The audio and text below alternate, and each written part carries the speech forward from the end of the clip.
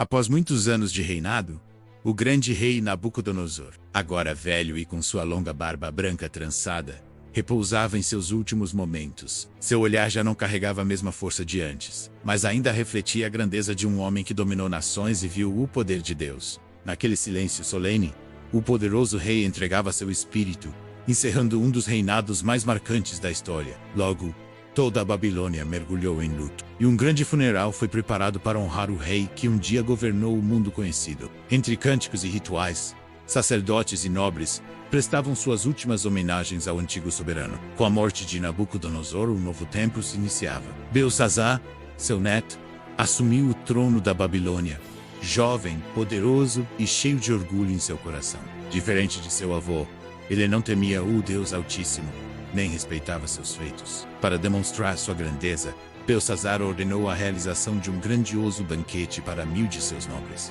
O salão do palácio se encheu de riquezas, música e celebração, enquanto o vinho fluía livremente. Em meio à festa, o coração do rei se elevou ainda mais em soberba. Belsazar tomou uma decisão ousada e perigosa. Ele ordenou que trouxessem os vasos sagrados de ouro e prata, retirados do templo de Deus em Jerusalém, objetos santos usados em um banquete pagão. Belsazar ergueu um dos vasos com orgulho e, diante de todos, começou a beber vinho nele. Seus nobres e mulheres fizeram o mesmo. Enquanto bebiam, exaltavam deuses falsos de ouro, prata, bronze, ferro, madeira e pedra. Deuses que não podiam ouvir nem salvar. Mas naquele exato momento, algo sobrenatural aconteceu. Uma mão apareceu, misteriosa, flutuando diante da parede do palácio. Os dedos começaram a escrever palavras desconhecidas no reboco iluminado pelo candelabro. O riso cessou imediatamente. O rosto de Belsazar empalideceu.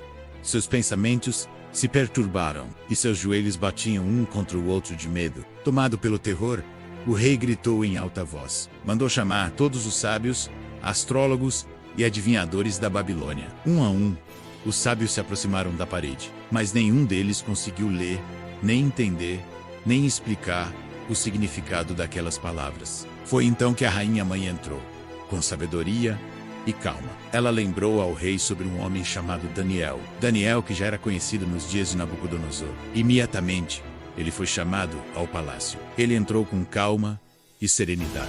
Belsazar prometeu recompensas se ele interpretasse a escrita, mas Daniel respondeu com firmeza: "Fiquem contigo os teus presentes, mas eu lerei a escrita ao rei." Daniel começou a lembrar ao rei sobre Nabucodonosor, sobre como seu orgulho o levou à humilhação, vivendo como um animal no campo. Então Daniel confrontou Belsazar diretamente. Ele havia desonrado o Senhor usando os vasos sagrados em idolatria. Daniel revelou a mensagem escrita: "Mini, Deus contou o teu reino e deu fim a ele. Teiku e ele, pesado. Foste na balança e foste achado em falta. Peres, teu reino foi dividido e entregue aos medos e persas." Naquela mesma noite a Babilônia foi invadida e Belsazar foi morto. O império caiu como Deus havia declarado, e Dario, o Medo, assumiu o reino, iniciando uma nova era. Após a queda da Babilônia, Dario, o Medo, assumiu o controle do reino, trazendo uma nova ordem sobre a terra conquistada. Já avançado em idade, com postura firme e olhar experiente, Dario organizava cuidadosamente seu governo. Ele decidiu estabelecer 120 sátrapas para administrar todo o império, e sobre eles, colocou 3 presidentes, responsáveis por supervisionar tudo. Entre esses 3 homens, um se destacava acima de todos. Seu nome era Daniel. Mesmo agora mais velho, Daniel continuava fiel e sábio. Nele havia um espírito excelente, e sua integridade chamava a atenção do rei. Dario passou a confiar profundamente em Daniel, e pensava em colocá-lo, sobretudo, o reino. Mas essa decisão despertou inveja nos outros líderes. Os presidentes e sátrapas começaram a observar Daniel com olhos maliciosos e procuravam encontrar qualquer falha em sua administração. Mas nada encontravam. Daniel era fiel e não havia nele erro algum. Então, aqueles homens perceberam que só poderiam acusá-lo por causa de sua fé e tramaram um plano perverso. Eles foram juntos até o rei, com palavras calculadas, e disseram: "Ó rei Dario, vive para sempre." Sugeriram que o rei estabelecesse um decreto absoluto. Por 30 dias, ninguém poderia fazer oração a qualquer deus ou homem a não ser ao rei, e quem desobedecesse seria lançado na cova dos leões. Sem perceber a armadilha, Dario concordou e assinou o decreto. Quando Daniel soube do decreto, ele não mudou seu comportamento.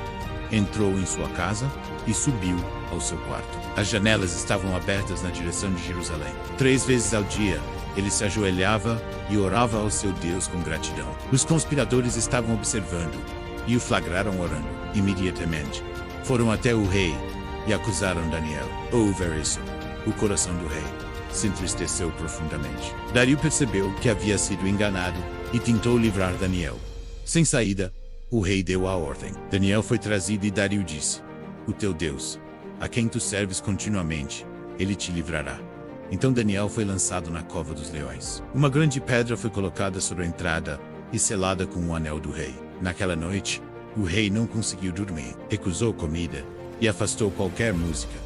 Seu coração estava aflito. Ao amanhecer, ele correu até a cova dos leões e chamou por Daniel com voz angustiada: "Daniel, pôde o teu Deus livrar-te?" Então do fundo da cova veio uma resposta: "Ó rei, vive para sempre." Deus enviou seu anjo e fechou a boca dos leões. O rei se alegrou profundamente. Daniel foi retirado da cova e não havia sequer um ferimento em seu corpo. Dario então escreveu um decreto ordenando que todos temessem o Deus de Daniel, pois ele é o Deus vivo que reina para sempre.